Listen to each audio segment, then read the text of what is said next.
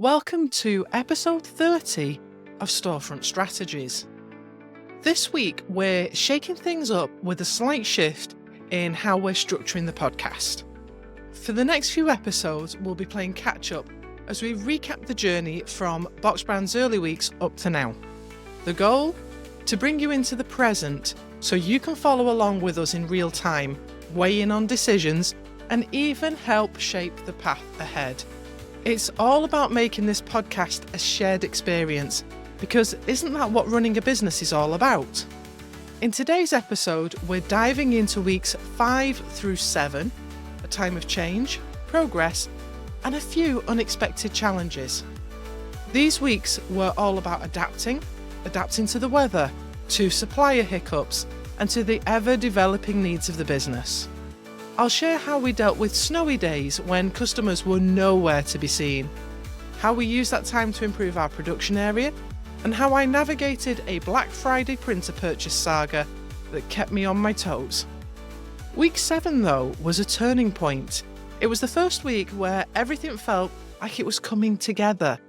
The shop was organised, the systems were running smoothly, and for the first time, I didn't feel like I was constantly catching up. I even hit a new sales record that week, a milestone that reminded me why this hard work is worth it. Starting a business is tough. In those early weeks, you're wearing every hat, tackling every challenge and battling inertia just to get the ball rolling. But here's the good news. Once that ball starts rolling, it does get easier. Week 7 was a glimpse of that. A week where the groundwork we'd laid finally gave us room to breathe and to start looking forward. So if you've been feeling overwhelmed in your own business journey, stick around. This episode is proof that with a little bit of perseverance and a lot of adaptability, things can and do fall into place. Let's get started. Tuesday and Wednesday of week 5 brought heavy snow and icy conditions to Elgin, a weather shift that kept everybody indoors, including potential customers.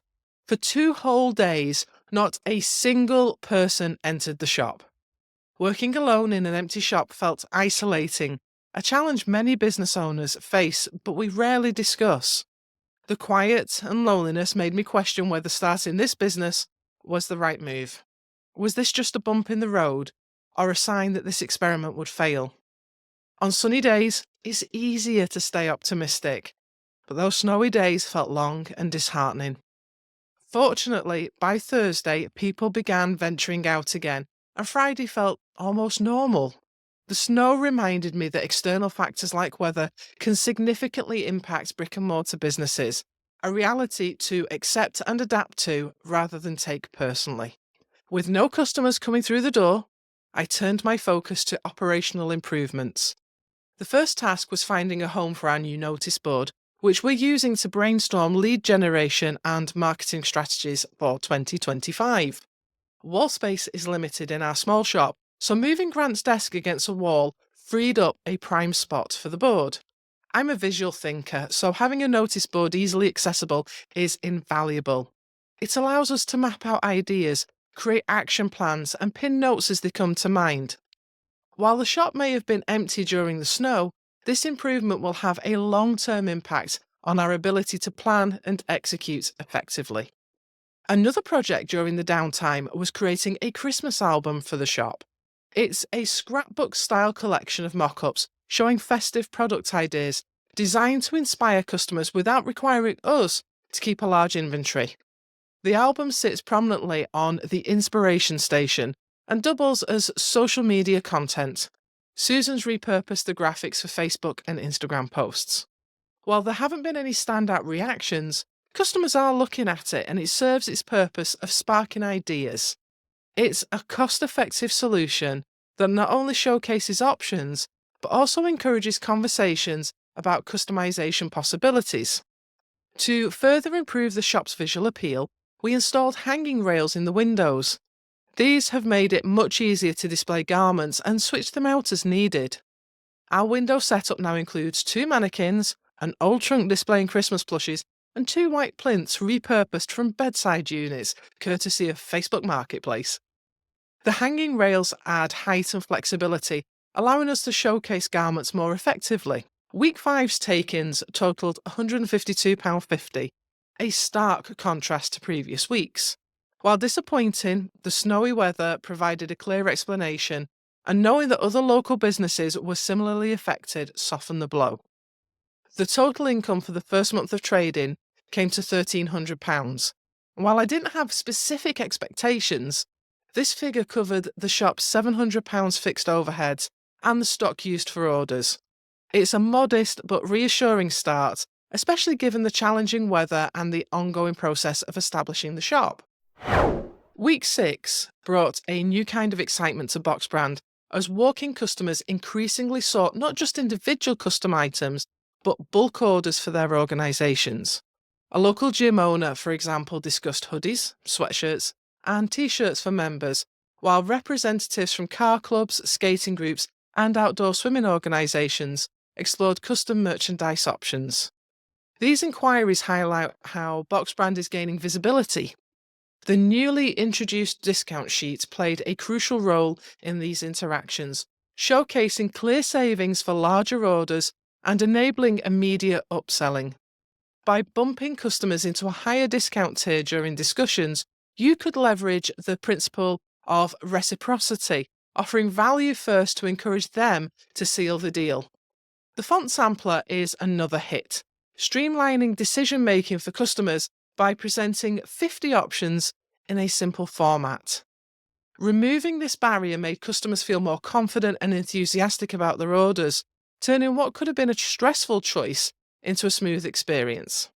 The decision to invest in a DTF printer had been on the horizon for a while.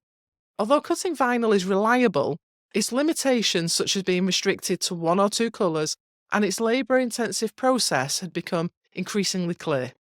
Recent weeks, like the effort spent on the 15 event t-shirts, underscored the need for faster and more versatile solutions.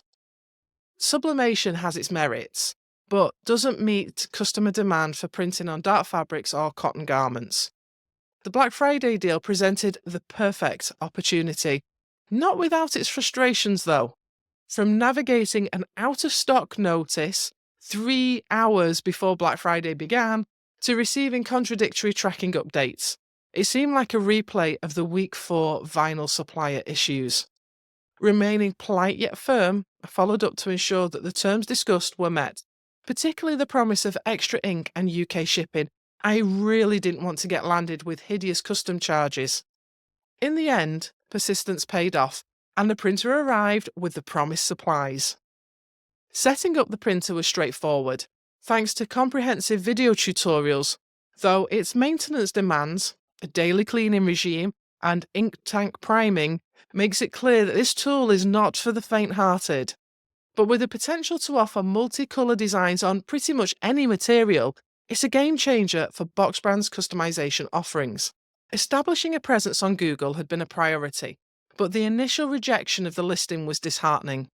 Digging deeper revealed the need to address Google's criteria for trustworthiness, especially as a new business. Once the appeal explained the situation, a manual review likely pushed the listing through.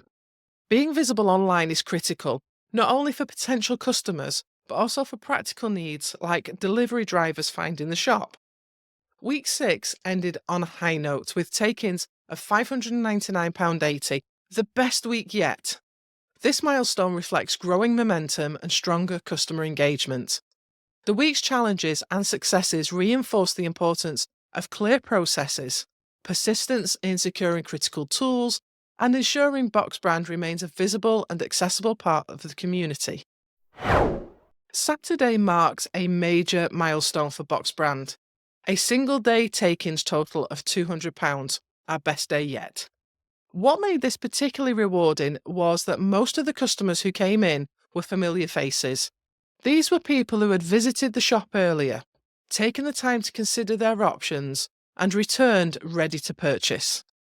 This reaffirmed the value of patience and the multi-touchpoint nature of our business. Customers often need time to think through their custom designs or to decide on gifts, and Week 7 highlighted the importance of creating a welcoming space where they feel encouraged to return. The day was a culmination of multiple smaller transactions rather than one large sale. But it was an incredible validation of our model and a boost to morale. Week 7 was also the debut of our new DTF printer, and its impact was felt immediately. I went into the shop early Saturday morning to set it up before the centre opened, ensuring everything was ready before customers arrived, and so I could do it in peace and quiet. While there were some initial teething problems, such as mirroring images, working through driver issues, and navigating the printer's maintenance quirks, the overall experience was positive. The printer's ability to produce high-quality prints and suitable for a range of fabrics is impressive. That first day, I used the DTF printer to create a black t-shirt and a couple of hoodies. The customer feedback was excellent, with many expressing delight at the vibrant professional quality results.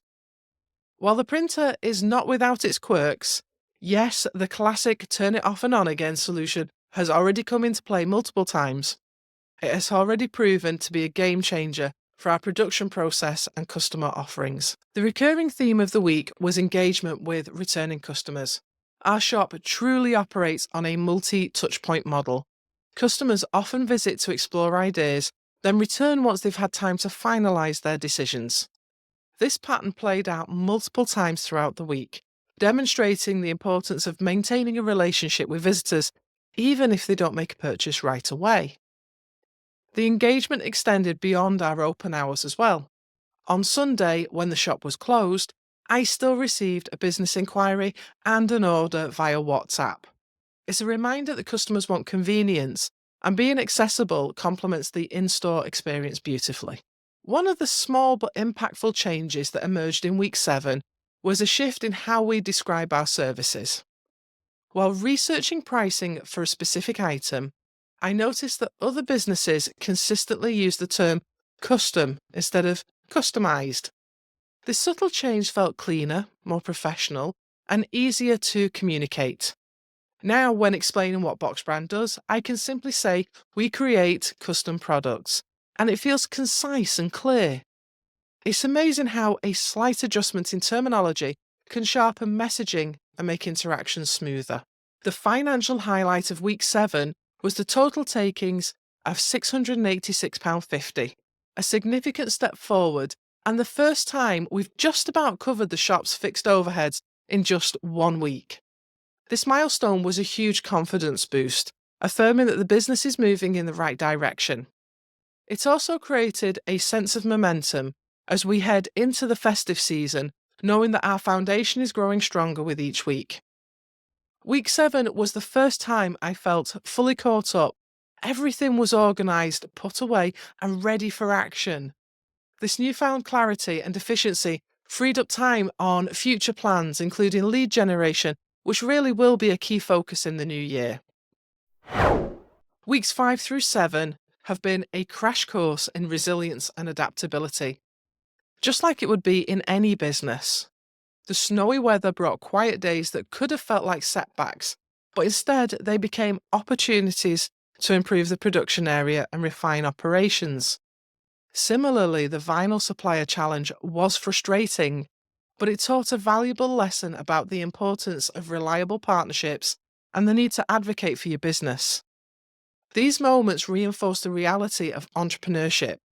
Challenges are inevitable, but how you respond determines your success. One of the standout themes during these weeks has been the value of listening to customers.